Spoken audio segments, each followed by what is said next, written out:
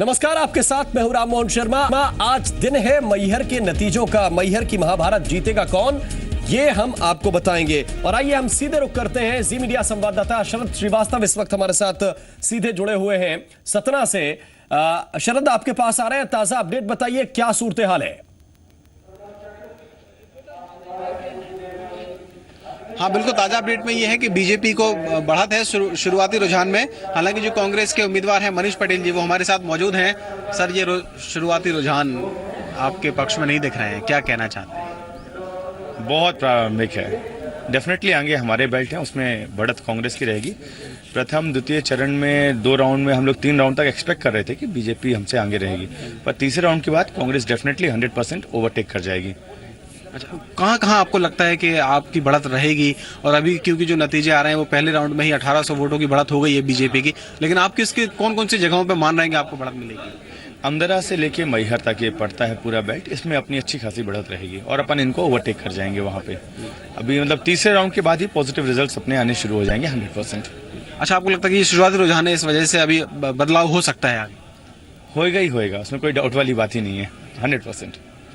तो यहाँ देख सकते हैं आप, जो कांग्रेस के उम्मीदवार हैं मनीष पटेल, वो हमारे साथ थे। हालांकि वो शुरुआती रुझानों को उनका कहना है कि बहुत ही ज़्यादा प्रारंभिक तौर पर है, जो नतीजे आगे आएंगे वो उनके पक्ष में होंगे, लेकिन देखना है कि आखिरकार जो नतीजे आगे होते हैं वो किसके पक्ष में जाते हैं, थोड़ा सा इंतजार और है। लेकिन जो शुरुआती रुझान है, पहले राउंड की जो गिनती हुई है उसमें बीजेपी के उम्मीदवार नारायण त्रिपाठी 1800 वोटों से आगे चल रहे हैं। दूसरे नंबर पर कांग्रेस के उम्मीदवार मनीष पटेल, जो अभी हमारे साथ मौजूद थे।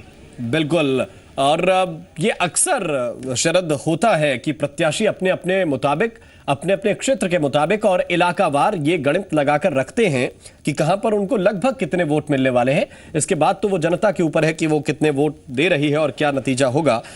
लेकिन जैसा कि मनीष बता रहे हैं कि 3 राउंड तक उन्हें ये उम्मीद है कि वो पीछे चलेंगे और इसके बाद जो है कांग्रेस ओवरटेक करेगी और इसके बाद नतीजे सकारात्मक कांग्रेस के पक्ष में आएंगे। और ये उनका निजी विश्लेषण है जो अभी अभी उन्होंने किया है। लेकिन साथ साथ आपसे ये भी जानना चाहेंगे, क्योंकि समीकरण जिस तरीके के हैं उसको देखते हुए क्या ये बीजेपी के लिए एक सकारात्मक शुरुआत कही जाए, और जो समर्थक हैं बीजेपी के या जो एजेंट्स हैं वो किस तरीके का इस वक्त रिस्पॉन्स दे रहे हैं? हाँ नहीं, बिल्कुल, देखिए जो रुझान है वो निश्चित तौर पर बीजेपी के लिए खुश करने वाले हैं, और जो उनके एजेंट हैं या उम्मीदवार हैं या और भी जो नेता हैं जुड़े हुए हैं, निश्चित ही उनके लिए ये एक खुशी का पल है, क्योंकि शुरुआती रुझान में ही करीब 1800 वोटों से उन्हें बढ़त मिली है। हालांकि कांग्रेस के उम्मीदवार, जैसा कि अभी कह भी रहे थे कि आगे नतीजे बदल सकते हैं, तो हम भी ये उम्मीद करेंगे कि आखिरकार क्या नतीजे सामने आते हैं ये खुद ही वक्त बता देगा। लेकिन निश्चित ही जो समीकरण बने हैं राजनीतिक तौर से, और जिस तरीके से उम्मीद लगाए बैठी थी बीजेपी की ओर से मुख्यमंत्री ने खुद यहाँ पर पूरी ताकत झोंक दी थी, तो अब जो रुझान आ रहे हैं उनमें नतीजे फिलहाल बीजेपी के पक्ष में जाते दिख रहे हैं। तो ये कह सकते हैं कि अगर ये जो शुरुआती रुझान है आगे नतीजों में परिणत होते हैं तो निश्चित ही इस बात में बीजेपी को कहने में कोई शक नहीं होगा कि जो शिवराज सिंह का जादू है वो एक बार फिर से चल गया, और अगर नतीजों में कुछ बदलाव होता है तो वो आगे देखना बाकी होगा। हालांकि कांग्रेस की ओर से भी अभी उम्मीद की जा रही है और कांग्रेस ने अपनी पूरी ताकत भी लगाई थी, जैसा कि हमने चुनाव प्रचार के दौरान देखा भी था। तो अभी थोड़ा सा और हम भी इंतजार करते हैं नतीजों का, रुझानों का, क्योंकि अभी केवल एक ही राउंड की गिनती पूरी हुई है, 14 राउंड होने हैं। तो अब देखते हैं आगे किस तरीके के नतीजे बदलते हैं, लेकिन निश्चित ही जो रुझान है वो बीजेपी के लिए खुश करने वाले हैं। और 2 पार्टियों की तो हम लगातार चर्चा कर रहे हैं, इसके अलावा 2 और ऐसी पार्टियां हैं जो यहाँ पर काफी असर उन्होंने डाला होगा अंदर खाने, चाहे वो वोट काटने के लिहाज से हो या फिर किसी दूसरे समर्थित प्रत्याशी के खाते में जाने के लिहाज से हो। वो है समाजवादी पार्टी और बहुजन समाज पार्टी, यानी बीएसपी और एसपी। इनके जो प्रत्याशी हैं वो क्या शुरुआत से ये मानकर चल रहे हैं कि वो पीछे रह जाएंगे?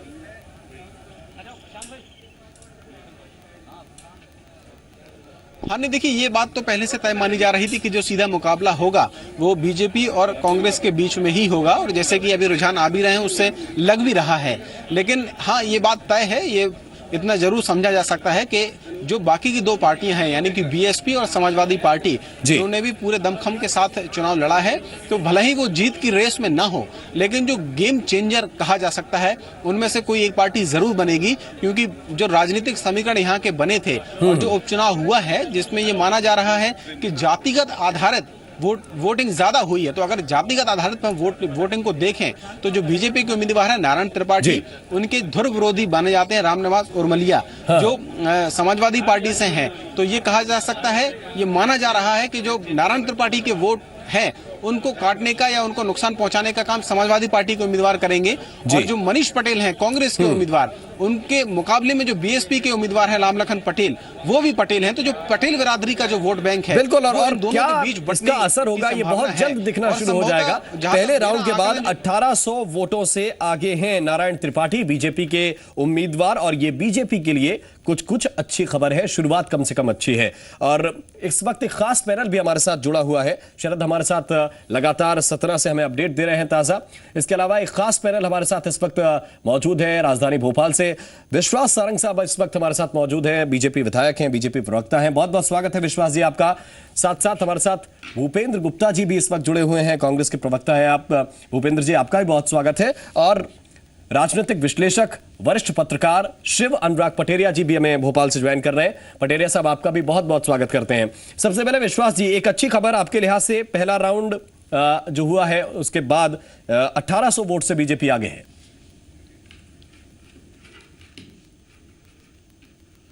निश्चित रूप से ये हम सब के लिए बहुत उत्साहजनक और खुशी की बात है कि भारतीय जनता पार्टी वहाँ लीड कर रही है, और ये अपेक्षित भी था। मैंने हर समय कहा, क्योंकि मैं लगभग 12-13 दिन 15 दिन तक मैहर में था, और वहाँ की जनता की नब्ज, जनता का रुझान पूरी तरह भारतीय जनता पार्टी के हमारे नेता शिवराज सिंह चौहान जी, नरेंद्र मोदी जी के पक्ष में था। और मुझे इस बात की बहुत प्रसन्नता है कि मैहर की जनता ने एक बार फिर विकास की राजनीति को चुना है।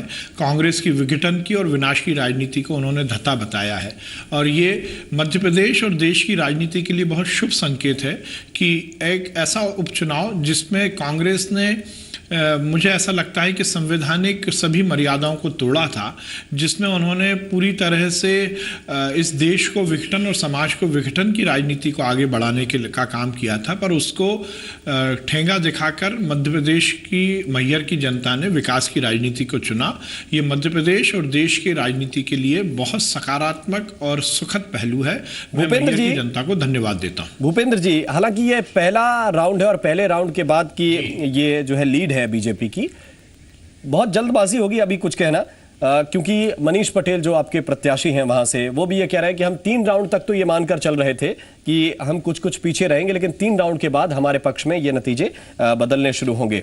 लेकिन जिस तरीके की बात विश्वास सारंग साहब कह रहे हैं, ये समाज का विघटन, ये इस आरोप को आप किस तरीके से देखते हैं? तो ये अभी तो ये समय भारतीय जनता पार्टी को 1-8 घंटे खुश रहने का समय है। अभी वो 1-8 घंटे जलेबियां खा सकते हैं। उसके बाद जो है, जो परिस्थिति सामने आएगी, तब ये विघटन और ये सारे सवाल तब खड़े होंगे कि समाज में ये किसने किया। जिस पार्टी की हिम्मत नहीं पड़ी अपने प्रधानमंत्री का तस्वीर लगाने की, और उसको जाति विभाजन के लिए वहाँ पर अटल बिहारी वाजपेयी का पोस्टर लगाना पड़ा, उसके मुंह से इस तरह की बातचीत सुनने भी अपने आप में एक हास्यास्पद सवाल है।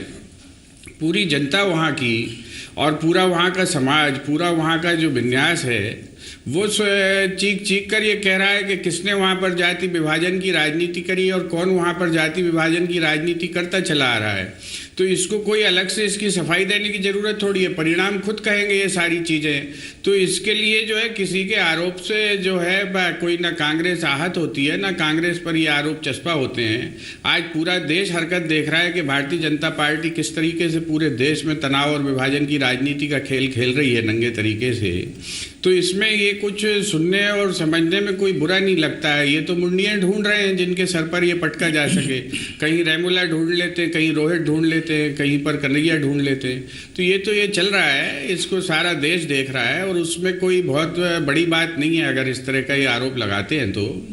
लेकिन जो परिस्थितियां हैं अभी सामने, वो परिस्थितियां स्पष्ट हैं। वहाँ की राजनीति के हिसाब से जो वोट के परिवर्तन है, अभी पॉकेट्स बीजेपी के खुल रहे हैं, और निश्चित रूप से बढ़त अभी सामने दिखाई पड़ रही है, और वो इसमें खुश हो सकते हैं 1-8 घंटे, इसमें कोई तकलीफ की बात नहीं। विश्वास जी, आप जवाब देना चाहते हैं, लेकिन साथ साथ एक बात ये भी क्लियर करते जाइए कि आपने किस आधार पर कहा कि कांग्रेस ने इस चुनाव में समाज को बांटने की कोशिश की है? नहीं, ये तो दिखता है वहाँ पर। आप आपके जो करस्पॉन्डेंट होंगे उनसे बात करें, हम मैयर की जनता से बात करें। ये पूरा चुनाव कांग्रेस ने जिस मोड़ पर लाके खड़ा किया था, मुझे लगता है अपनी राजनीतिक रोटी सेकने के लिए किसी भी राजनीतिक दल को ऐसा नहीं करना चाहिए। जहाँ तक गुप्ता जी बात कर रहे हैं इस देश की, तो मुझे बहुत आश्चर्य होता है, और ये देश की जनता विगत एक हफ्ते से देख रही है कि किस प्रकार से कांग्रेस के नेता राहुल गांधी, जिन्हें ABCD नहीं मालूम इस हिंदुस्तान की, जो ना राजनीतिक परिदृश्य जानते हैं, ना आर्थिक ना सामाजिक परिदृश्य इस देश का जानते हैं, वो कन्हैया जैसे देशद्रोही का समर्थन करते हैं। इनके प्रवक्ता, कांग्रेस के प्रवक्ता रणजीत सुरजेवाला अफजल को अफजल गुरुजी कहते हैं। ये इस देश का दुर्भाग्य है और ये इनकी मानसिकता का परिचायक है। मुझे नहीं लगता है कि इस देश में किसी भी व्यक्ति को ये अधिकार मिलेगा कि वो अपनी वोट बैंक की राजनीति को साधने के लिए इस प्रकार से देशद्रोहियों का समर्थन करे। राहुल गांधी जी जाकर सीधे सीधे समर्थन कर रहे हैं, वो कन्हैया जी कह रहे हैं देशद्रोही जो पाकिस्तान जिंदाबाद के नारे लगाता है, जो एक जवाब आप दे लीजिए, आतंकवादी को महिमा मंडित करने का काम करता है। भूपेंद्र जी, एक जवाब आप दे लीजिए, लेकिन इस जवाब के बाद मैं ये चाहूंगा कि कम से कम हम मैयर पर फोकस रखें, JNU और देश की राजनीति ना जाए। एक जवाब आप दे लीजिए बस। नहीं, ये तो नहीं, ये तो गुप्ता जी ने बात निकाली ना, ये गुप्ता जी ने बात निकाली। मैयर की जनता ने तो विकास को चुना है। अब ये कह रहे हैं कि 1 घंटे हम जलेबी खा लें और 1 घंटे हम मिठाई खा लें, तो गुप्ता जी गालिब ने लिखा है कि मन को संतुष्ट करने के लिए गालिब ये ख्याल अच्छा है। आप इस तरह से मंत्रमुग्ध होते रहिए और जिस प्रकार से आप अफजल गुरु जैसे आतंकवादियों को समर्थन कर रहे हैं, वहीं जा रहे हैं, देश के परिदृश्य से आप गायब होने वाले हो। आपके नेता को बता दीजिएगा, ये देशभक्तों का देश है। नहीं देंगे, ये सहिष्णुता इस पार्टी की है, बोलने देंगे। बहुत अच्छा, आपकी सहिष्णुता ये है कि आप आतंकवादी का समर्थन करें। आपकी जवाब मांग रहे हैं, ये बोलने नहीं देंगे। आप आतंकवादी का समर्थन कर रहे हैं, ये आपकी सहिष्णुता है। आप देश को तोड़ने वालों का समर्थन कर रहे हैं, ये आपकी ये सहिष्णुता है। विश्वास सारंगी, जवाब सुन लीजिए फिर आगे बढ़ेंगे। बच्चे पाकिस्तान जिंदाबाद के नारे लगा रहे हैं और जो है ये अफजल गुरु में अटके हुए हैं। ABVP के उन बच्चों के जिनके चेहरे पहचाने गए, उन्हें गिरफ्तार करे आपकी सरकार। और हिंदुस्तान ये देख रहा है, ये नई बात है। इस देश में प्रधानमंत्री जाति राजनीति करने के लिए, तेली बनने के लिए तैयार है। वो जो है एक दलित माँ का बेटा बनने के लिए तैयार है और ये विभाजन का चस्पा कर रहे हैं आरोप कांग्रेस के ऊपर। हिंदुस्तान की राजनीति ये देख रही है कि कौन तेली का बेटा बना था, कौन जो है दलित का बेटा बना था, कौन दलित माता का बेटा बना था। सिर्फ चुनावी राजनीति के लिए हिंदुस्तान सब देख रहा है और इसको कहीं बताने की आवश्यकता नहीं है। ये सारी जनता देख रही है और इसीलिए ऐसे परिणाम भी सामने आ रहे हैं। वो मैयर में भी परिणाम सामने आएंगे। विभाजन की राजनीति, द्वेष की राजनीति, ईर्ष्या की राजनीति और जो अराजकता की राजनीति, वो सफल नहीं होगी इस देश में। जी ठीक है। आज मुझे लगता है साहू समाज का गुप्ता जी ने मजाक उड़ाया है तेली बोलकर, और इसके लिए इनको माफी मांगनी चाहिए। मेरी बहुत आपत्ति है, बहुत आपत्ति है। इन्होंने साहू समाज का अपमान किया है, साहू समाज का अपमान किया है और ये कांग्रेस की मानसिकता का परिचायक है। हम लेके जाएंगे। बोर्ड लगा था बिहार में, ये बिहार में बोर्ड लगा था। प्रधानमंत्री ने अपने मुंह से कहा है कि ऑफिशियल प्रधानमंत्री ने अपने मुंह से कहा है। कांग्रेस के प्रवक्ता के नाते ऑफिशियल बोल रहे हैं क्या ये? कहा है ये आप, मैं तो प्रधानमंत्री जी ने अपने मुंह से कहा है ये, उनसे माफी मंगवाइए अगर ये आपसे ये पूछना चाहता हूँ, कांग्रेस के प्रवक्ता के नाते आप तेली बोल रहे हैं क्या? प्रधानमंत्री जी ने अपने मुंह से कहा है, बिहार में सम्मेलन किया है उन्होंने। मैं इसके आपको पोस्टर और सब दे दूंगा। आप तो ये बताइए, क्या कांग्रेस के प्रवक्ता, अधिकृत प्रवक्ता के नाते आप क्या साहू समाज को तेली बोल रहे हैं? ये प्रधानमंत्री आप बोल रहे हैं क्या? आप क्या प्रधानमंत्री जी ने ऑफिशियल बोल रहे हैं? बता रहा हूं, आप इधर उधर की बात करें। आप तो ये बताइए, क्या कांग्रेस के प्रवक्ता के नाते आप ये बोल रहे हैं? हम नहीं बोल रहे हैं, ये प्रधानमंत्री का बयान कैसे बोल रहे हैं? आप कांग्रेस के प्रवक्ता के नाते आपको माफी मांगनी पड़ेगी। ये प्रधानमंत्री नहीं मांगेंगे, आप माफी नहीं मांगेंगे। मैंने नहीं बोला, नहीं आपने बोला। ये प्रधानमंत्री का बयान बता रहा हूं। आपने तेली बोल के मजाक उड़ाया, आपने तेली बोल के मजाक उड़ाया। प्रधानमंत्री जी ने नहीं कहा, तेली बोल के आप मजाक उड़ा रहे हैं। इसका जवाब दीजिए। प्रधानमंत्री ने बोला, आप जब आपने बिहार के चुनाव में बोला। अरे आपने तो अभी बोला, हमने बोला तो हम कांग्रेस रहे हैं। आप क्या कांग्रेस के प्रवक्ता विश्वास जी भूपेंद्र जी बोलेंगे? विश्वास जी भूपेंद्र जी कांग्रेस के प्रवक्ता के रूप में बोलेंगे। अब आप फंस गए तो आप इधर उधर की बात कर रहे हैं। ये हमारा बयान नहीं है, ये प्रधानमंत्री जी का बयान। तो आपने बोला, ये हमारा बयान नहीं है। ये तो आपने बोला विश्वास जी, भूपेंद्र जी, मैंने पहले ही कहा था कि इस मसले पर आप लोग मत जाइए, अलग दिशा में डिबेट चली जाएगी। पहले जेएनयू और अब नहीं, मैं ये यहाँ पर एक प्रश्न छोड़ता हूँ। इन्होंने साहू समाज को तेली बोल के मजाक उड़ाया है, क्या ये कांग्रेस का स्टैंड है? ये मैंने इसके नहीं बाद बोला, ये बात खत्म करूंगा। ये मैंने नहीं बोला है, ये तो मैंने प्रधानमंत्री जी का बयान सुनाया आपको कि उन्होंने जो बिहार में बोला था, ये जी। प्रधानमंत्री जी का बयान। मेरा चलिए एक अपडेट ले लीजिए, एक अपडेट ले लीजिए, बहस को आगे बढ़ाएंगे। इस वक्त एक ताजा रुझान सामने आ रहा है, बीजेपी के नारायण त्रिपाठी की बढ़त कुछ कम हो गई है। फिलहाल वो 1081 वोट से आगे है। इससे पहले जो रुझान आया था उसके मुताबिक वो 1800 वोट से आगे थे, और इस वक्त ये जानकारी ताजा मिल रही है कि कांग्रेस के मनीष पटेल से फिलहाल वो 1081 वोट से आगे चल रहे हैं, यानी कि कुछ कमी हुई है उनकी बढ़त में। शिव अनुराग पटेरिया जी, मैं आपको इस बहस में लेकर आना चाहता हूं। और भले ही दोनों पार्टियां कहें कि समाज को आपने बांटा या आपने बांटा, लेकिन यह बात तो तय है कि मैहर में जो वोट पड़े हैं उसमें एक बड़ा फैक्टर जाति का भी रहा है। राम, आपका कहना बिल्कुल सही है। बिंद जो क्षेत्र है वो जातिवाद का एक बहुत बड़ा गढ़ है। अगर आप मध्य प्रदेश की पुरानी राजनीति के पन्नों को पलटेंगे तो अर्जुन सिंह जैसे दिग्गज राजनेता को बीएसपी के एक सामान्य व्यक्ति के हाथों चुनाव में हारना पड़ा था। बीएसपी का प्रवेश इस इलाके से हुआ था। दरअसल ये पूरा इलाका ब्राह्मणों, ठाकुरों, कुर्मियों, जातिवाद के इतने खांचों में बटा हुआ है जिसका दोनों दलों ने भरपूर लाभ लेने की इस बार कोशिश की है। चाहे भाजपा हो, कांग्रेस हो, सपा हो, बसपा है, सब ने अपने अपने अंदाज से जातियों को बांटने को और उनके वोट बैंक को संगठित करने की कोशिश की है। मैं तो कहता हूं कि वास्तव में इस सिरे से उस सिरे तक सब सरीके जुर्म हैं। कोई पकड़ा जाता है, कोई नहीं पकड़ा जाता है, लेकिन मुझे लगता है मध्य प्रदेश की राजनीति को दोनों दलों ने कलुषित किया है, अपवित्र किया है, और इसका लाभ किसी को मिलने वाला नहीं है। दोनों ने दल बद्दू को लाके खड़ा कर दिया, दोनों जातियों के आधार पर खड़ा कर दिया। क्या दोनों के पास अपने लोग नहीं थे? इतनी लंबी स्टैंडिंग वाली पार्टियां हैं। सबसे बड़ी बात है कि हमारे मित्र साथी दोनों, मेरे दोस्त जिस तरह से बहस कर रहे थे, वो राजनीति को और पुख्ता कर रहे थे, जातिवाद की राजनीति के जो पिलर्स हैं उन्हें और पुख्ता कर रहे थे। मुझे लगता है कि हिंदुस्तान की राजनीति को इससे ऊपर उठ के कभी विकास की हम बात करें, क्षेत्र की बात करें, मुद्दों की बात करें, मैहर में मुद्दे पीछे छूट गए, जातियों के गणित आगे खड़े हो गए, और इसका सबूत अभी आपको सामने मिल ही चुका है। बिल्कुल, और यही बात है। एक बार फिर से भूपेंद्र गुप्ता जी, मैं आपसे यही पूछना चाहता हूं, क्योंकि जब जब मैहर में हमने कोशिश की कि ये पता करने की कोशिश करें कि लोग चाहते क्या हैं, तब ये बात निकलकर सामने आई कि पहले तो जाति चाहते हैं, इसके बाद फिर रोड है, सड़कें हैं, और इसके बाद फिर विकास की बातें हैं। देखिए, ये बात पार्टली सही है, पूरी तरह से सही नहीं है। मैं आपसे बताऊं कि 12 साल आज प्रदेश में एक सरकार को हो गए, और 12 साल बाद अगर चुनाव के ठीक 10 दिन पहले किसी प्रदेश के मुख्यमंत्री को ये कहना पड़ता है कि बिजली के बिल मत भरिए, 30,000 लोगों को गरीबी की रेखा में एक रात में जोड़ना पड़ता है, और 1,000 करोड़ की घोषणाएं एक छोटी सी तहसील में करनी पड़ती हैं, तो इससे संदेश स्पष्ट है कि उस सरकार ने 12 साल में क्या काम किया है, क्या विकास किया है, और क्या उन्हें देने की वो कोशिश कर रही।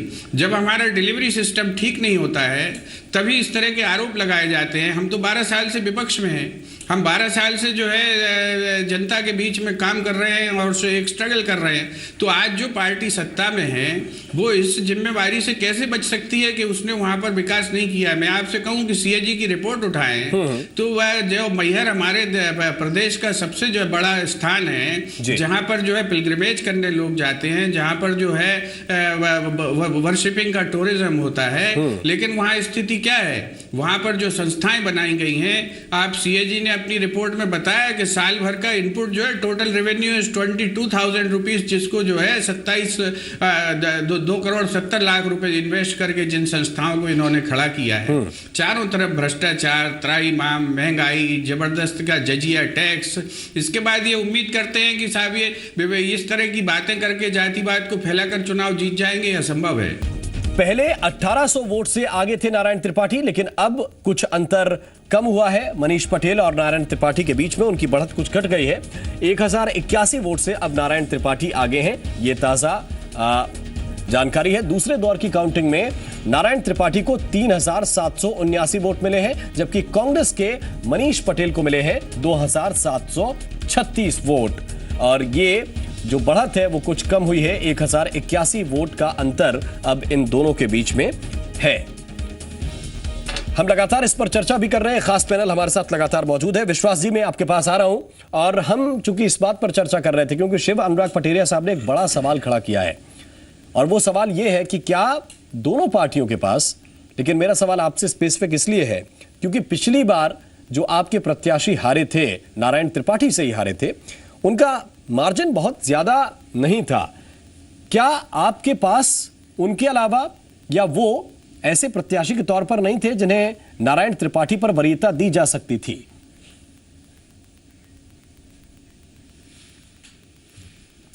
देखिए, शिव अनुराग पटेरिया जी बहुत सीनियर हैं और मेरे बड़े भाई हैं, पर मैं उनकी इस बात से इत्तेफाक नहीं रखता कि भारतीय जनता पार्टी ने दल बदलू को टिकट दिया है। देखिए, मनीष पटेल और नारायण त्रिपाठी जी के दोनों के मामले में बहुत अंतर है। नारायण त्रिपाठी जी ने दल नहीं बदला, उन्होंने इस देश में नरेंद्र मोदी जी को प्रधानमंत्री बनाने के लिए, इस देश से भ्रष्टाचार, अनाचार, अत्याचार की सरकार को हटाने के लिए अपने पद से इस्तीफा दिया। उन्होंने विधानसभा से इस्तीफा दिया, उन्होंने विधायकी से इस्तीफा दिया।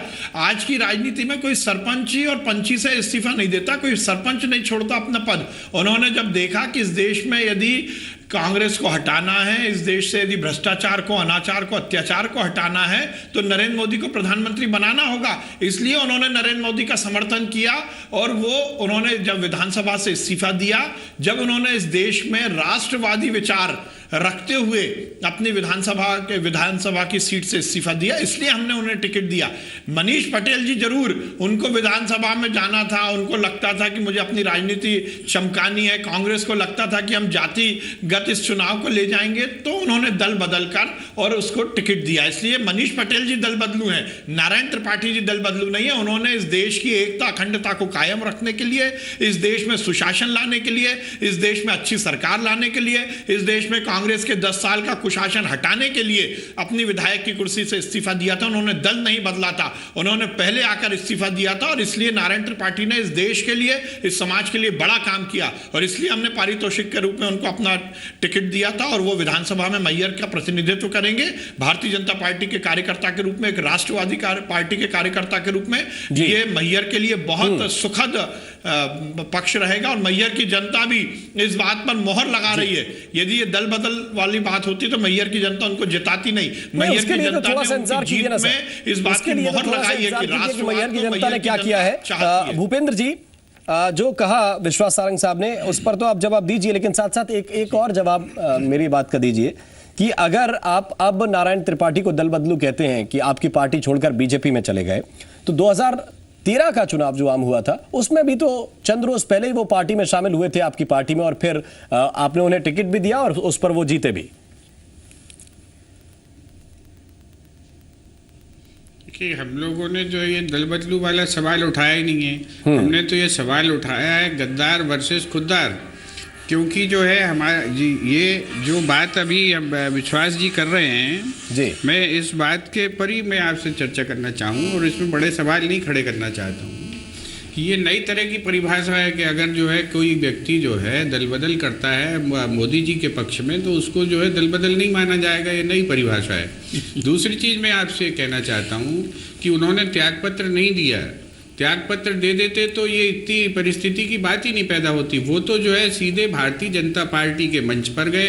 4 महीने उन्होंने इस बात का इंतजार किया कि कांग्रेस पार्टी उन्हें अपने दल से निष्कासित कर दे, जिससे कि उनकी विधायकी बची रहे और वो भारतीय जनता पार्टी से भी हलवा खाते रहे। लेकिन कांग्रेस पार्टी ने रणनीतिक रूप से उनको पार्टी से नहीं निकाला और मजबूरी की स्थिति में आने के बाद उनको त्यागपत्र देना पड़ा। चुनाव लड़ना उनकी मजबूरी हो गई थी, क्योंकि वो जो है कम से कम 4 से 5 जो है हमारी विप्स का उल्लंघन कर चुके थे।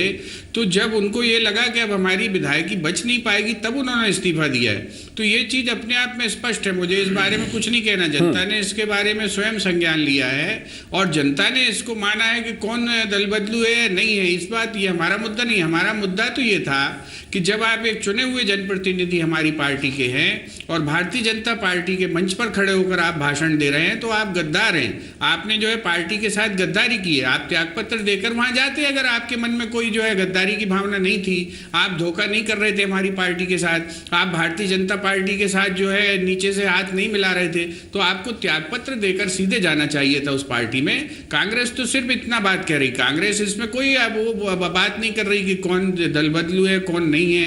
कांग्रेस सिर्फ इस बात का सवाल कर रही है कि आप कांग्रेस पार्टी में रहते हुए भी आपने भारतीय जनता पार्टी के मंचों से भाषण किए, तो ये गद्दारी है। मेरा गुप्ता जी से एक प्रश्न है, जरा इतनी जो आपने नारायण त्रिपाठी जी के व्यक्तित्व पर इतनी रोशनी डाली है, तो कुछ मनीष पटेल जी के बारे में भी बोल दें तो मुझे लगता है कि व्यूअर्स को ज़्यादा ज्ञान की प्राप्ति होगी। मनीष पटेल जी जो पहले बीएसपी से इसलिए लड़ते हैं, रहते बम्बई में हैं, और बीएसपी से इसलिए लड़ते हैं कि किसी तरह वो विधानसभा में पहुंच जाएं, और जब उनको लगता है कि कांग्रेस से लड़कर मैं विधानसभा में पहुंच सकता हूं तो कांग्रेस में आ जाते हैं। और नारायण त्रिपाठी जी ने किसी तरह की गद्दारी नहीं की, उन्होंने गद्दारों को हटाने का काम जरूर किया, उन्होंने गद्दारों को इस देश से। विश्वास जी मैं आपके पास तुरंत वापस आ रहा हूं, आप अपनी बात कंप्लीट कीजिएगा, लेकिन उससे पहले एक ताजा अपडेट दे दें। बीजेपी के नारायण त्रिपाठी 2208 वोटों से अब आगे हो गए हैं। पहले 1800 था यह अंतर, इसके बाद 1081 हुआ, और एक बार फिर से यह अंतर 2208 हो गया है।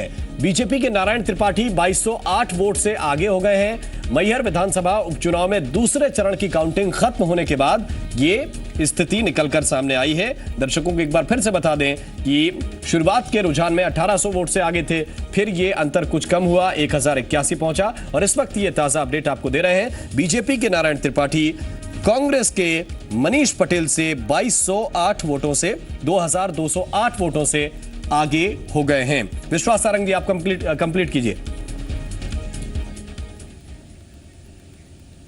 हाँ, मैंने कहा कि मैंने यही निवेदन किया है कि जिस प्रकार से गुप्ता जी ने कहा कि नारायण त्रिपाठी जी ने गद्दारी की, उन्होंने गद्दारी नहीं की, उन्होंने गद्दारों को हटाने का काम जरूर किया, और उन्होंने 10 साल के कांग्रेस के कुशासन को हटाने का काम किया, उन्होंने भ्रष्टाचार, अनाचार, अत्याचार को हटाने का काम किया। उन्होंने इस देश से जिस प्रकार से सोनिया गांधी और राहुल गांधी देश का पैसा इटली लेके जा रहे थे, उससे व्यथित होकर इस देश में अच्छा सुशासन लाने के लिए नरेंद्र मोदी को सरकार में बिठाकर प्रधानमंत्री के माध्यम से इस देश का मान पूरे विश्व में ऊंचा बढ़ाने के लिए अपनी विधानसभा की कुर्सी से इस्तीफा दिया था। इसलिए उन्होंने एक अच्छा काम किया था, और ये बात परिलक्षित हो रही है। देखिए, जनता का दरबार सबसे बड़ा है, जनता की अदालत सबसे बड़ी है, जनता जिस पर मोहर लगाती है लोकतंत्र में वही विजेता होता है और वही सही होता है। इसलिए नारायण त्रिपाठी जी के बारे में इस तरह के यदि शब्दों का उपयोग करेंगे तो मुझे लगता है कि ये विश्वास सर, एक बात का जवाब और दीजिए। जिन्होंने उनको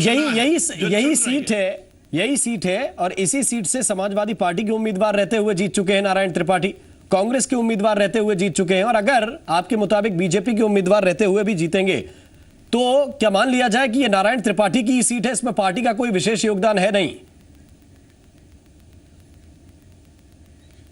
देखिए, मेरा ऐसा मानना है कि ये जो चुनाव लड़ा गया, नारायण त्रिपाठी जी ने भी बोला कि ये चुनाव उन्होंने भारतीय जनता पार्टी के कार्यकर्ता के रूप में, भारतीय जनता पार्टी की रीति नीति के अनुसार और भारतीय जनता पार्टी की विकास की राजनीति पर चुनाव लड़ा है।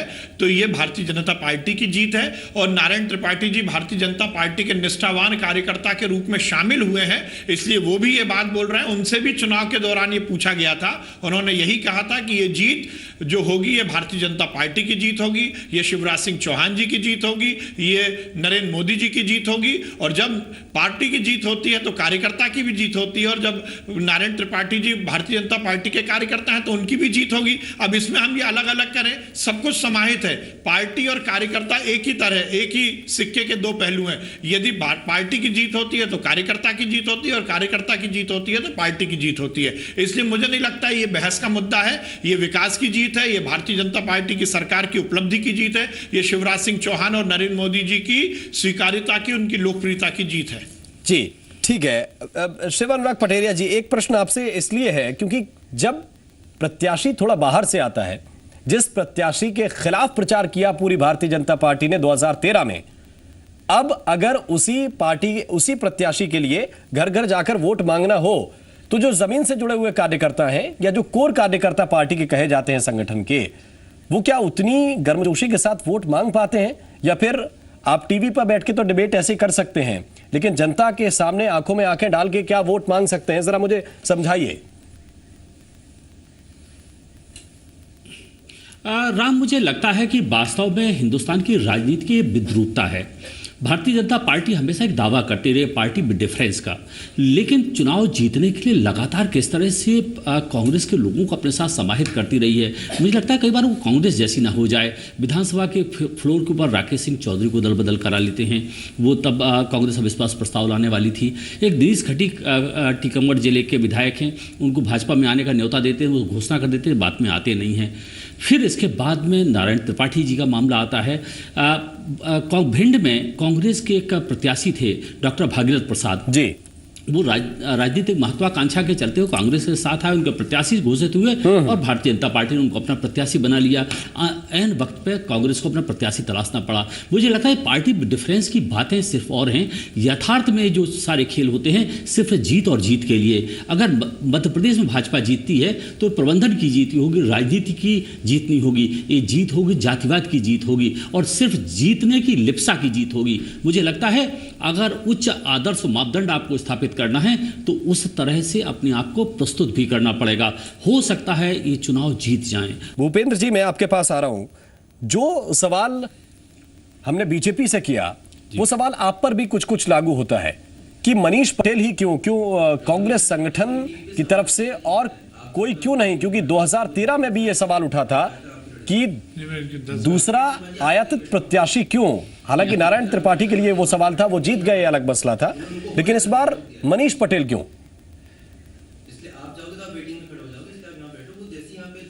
देखिए, मनीष पटेल जो है हमारे कांग्रेस पार्टी के परिवार के हिस्से हैं। उनके फादर हमारी पार्टी से पिछले 40 साल से जुड़े हैं और वो हमारे एमएलए भी रहे हैं। और वो कोई हमारे पास जो है एक कोई अपॉर्चुनिटी देखकर नहीं आए हैं, वो हमारे साथ लगातार वो परिवार सतत काम कर रहा है। तो इसमें अच्छा दूसरी चीज जो है वो उनके सामने ये अवसर भी है, सरकार के खिलाफ वो चुनाव लड़ रहे हैं, तो कोई जरूरी थोड़ी है कि जीतना या हारने जैसे गणित कोई लोभ लालच में वो यहाँ पर नहीं आ रहे हैं। तो ये जो चीज़ है ये कि सहज प्रक्रिया है। हजारों कैंडिडेट इस तरीके से जो है दूसरी पार्टियों में या पाए हैं। आज आप देखें देश में अगर आप मेंबर ऑफ पार्लियामेंट्स का हिसाब लगाएं तो आज 124 मेंबर ऑफ पार्लियामेंट ऐसे हैं जो बीजेपी में हैं, जो दूसरी पार्टियों से आए हैं। तो ये सवाल अपने आप से बुनियादी रूप से कोई बहुत ठीक सवाल नहीं है, लेकिन जो बातचीत में कर रहा था नारायण त्रिपाठी जी के संदर्भ में, मैं आपसे बोलूंगा 2 साल पहले मुख्यमंत्री जी ने उनको मूर्ति चोर कह के नारे लगवाए हैं वहां पर, आज वही उनके लिए वोट मांग रहे हैं। तो हम इसमें भी हमें कोई आपत्ति नहीं। हमें आपत्ति इस प्रोसीजर पर है कि आप बीच चुनाव के बीच में पार्टी को छोड़कर गए सिर्फ हमारे मेंबर ऑफ पार्लियामेंट को हराने के लिए। आपने पार्टी से इस्तीफा नहीं दिया। इस्तीफा देकर अगर जाते तो आपको एक ईमानदार राजनीतिक कार्यकर्ता के रूप में हम मानते, और आप 4 महीने तक इंतजार भी करते रहे बिना इस्तीफा दिए। बीजेपी के सम्मेलनों में शामिल होते रहे। थोड़ा सा डिस्कस कीजिए ना कि वो परिस्थिति क्यों बनी थी। भारतीय जनता पार्टी राजनीतिक शुचिता मानती है तो हमें कोई आपत्ति नहीं। अजय सिंह साहब के खिलाफ बीजेपी प्रत्याशी के मंच पर आखिर क्यों गए नारायण त्रिपाठी? इस पे भी तो थोड़ा डिस्कस कीजिए। देखिए, ये सवाल पार्टी के अंदर का, ये सड़क पे करने का सवाल नहीं है। क्यों गए क्यों नहीं गए ये सवाल हो सकता है, मैं इससे बच नहीं रहा हूं, लेकिन ये सवाल पार्टी के अंदर का सवाल है और उस पर पार्टी के अंदर चर्चा होनी चाहिए। लेकिन अगर आप क्रॉस करके दूसरे पार्टी के मंच पर चले गए हैं तो ये तो इसको ईमानदारी नहीं माना जा सकता। नहीं, बिल्कुल उसको ईमानदारी नहीं माना जा सकता, लेकिन फिर वही फैक्टर आ जाता है ना जो मैहर में पूरा इस वक्त हावी है, वो जातिगत समीकरण है। जातिगत समीकरण अजय सिंह से उनके मैच नहीं होते थे, वो दूसरे मंच पर चले गए और अब वही आगे बढ़ रहा है। देखिए, ये एक परसेप्शन की बात है, मैं इसको मानता नहीं हूँ। आज भारत का मतदाता बहुत सजग है, ना वो पूरी तरह से जाति के पीछे है, ना पूरी तरह से जो है वो नारों के पीछे है, ना पूरी तरह से वो जुमलों के पीछे, उसका अपना विवेक है। और मैं समझता हूँ कि यहाँ पर भी जो चुनाव परिणाम सामने आएंगे वो इस जो ये मीडिया द्वारा निर्मित इस धारणा को और राजनीतिक दलों द्वारा निर्मित इस धारणा को ध्वस्त करेगी कि जो है मैहर का जो कार्यकर्ता है, मैहर का जो मतदाता है वो कोई जाति के पीछे है। ये एक विवेकशील मतदाता हर जगह आज उत्पन्न हो रहा है। आज जो 20 साल का, 21 साल का जो है, 25 साल का जो मतदाता है वो इन सब चीजों के बहाव में नहीं आता है। उसे रोजगार चाहिए है, उसको जो है उसके अपने जीवन के लिए नए अवसर चाहिए जो उपलब्ध नहीं है सामने, और इसीलिए ये कसमसाहट है, इसीलिए ये पीड़ा है, इसीलिए वो उद्वेलित है, और इसीलिए जो है परिणाम जो है सरकार के सकारात्मक नहीं आ रहे हैं कहीं पर भी। विश्वास सारंगी,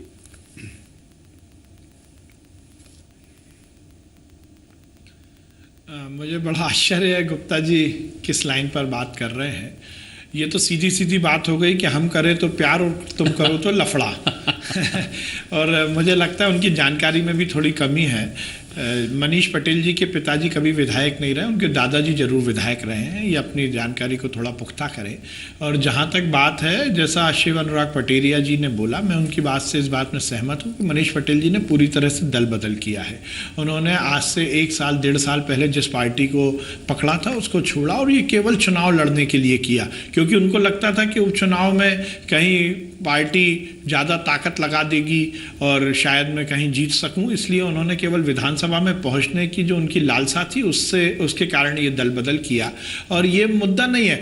आप ये कह रहे हैं कि नारायण त्रिपाठी ने दल बदल कर लिया और मनीष पटेल ने नहीं किया, मतलब हम करें तो प्यार और तुम करो तो लफड़ा। ये नहीं चलता। ये राजनीतिक विश्लेषक के रूप में बात नहीं है, ये डिस्कशन का मुद्दा नहीं है। जहां तक बात है, जैसा मैंने पहले भी आपको निवेदन किया कि नारायण त्रिपाठी जी ने एक कॉज के लिए, एक विचार के लिए, एक छोटा सा सवाल ये भी है कि चुनाव में भारतीय जनता पार्टी अगर मैहर सीट बीजेपी के खाते में आ भी गई तो विधानसभा में आपका कोई असर पड़ रहा है क्या उससे? सर, एक चुनाव क्या आप अपने प्रत्याशी पर नहीं लड़ सकते थे? बोल रहा हूं आपसे। नहीं, आपने यही बात, अब देखिए, यही आपने मेरे प्रश्न का उत्तर दे दिया। हम यही कह रहे हैं कि ये चुनाव से ना देश की सरकार बननी बिगड़नी थी, ना प्रदेश की सरकार बननी बिगड़नी थी, परंतु जिस समय पे नारायण त्रिपाठी जी ने भारतीय जनता पार्टी का साथ दिया, उस समय इस देश का भविष्य बनना और बिगड़ना था। और आज यदि नारायण त्रिपाठी जी भारतीय जनता पार्टी के विधायक बनेंगे तो मैहर का भविष्य भी संवरेगा। अब अभी गुप्ता जी ने बोला कि इनको इस बात पे आपत्ति है कि वहां पर गरीबी रेखा के कार्ड क्यों बन गए। सभी का हम धन्यवाद करना चाहेंगे। बहुत बहुत शुक्रिया, आप हमारे साथ इस चर्चा में शरीक हुए। आप तीनों का बहुत बहुत धन्यवाद।